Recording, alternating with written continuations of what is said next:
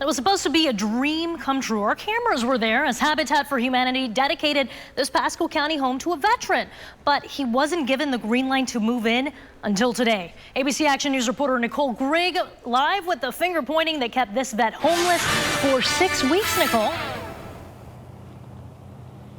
Yes, and a lot of finger pointing between Pasco County and a charity. But after our phone call, something is being done.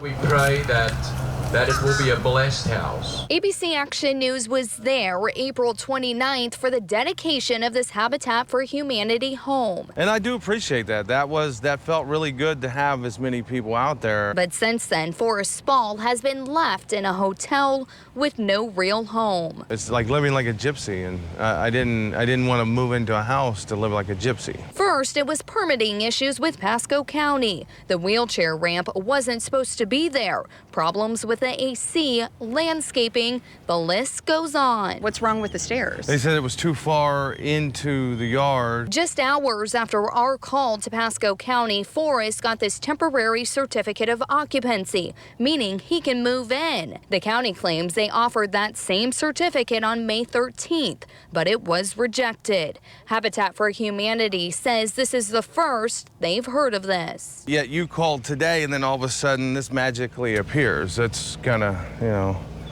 it's funny what the news can do for people. Habitat for Humanity kept their own timeline of working with Pasco County, saying this is not normal and that 6 weeks to move someone in is unacceptable under their standards. You put somebody basically homeless for 6 weeks. It's not a fun feeling to go through.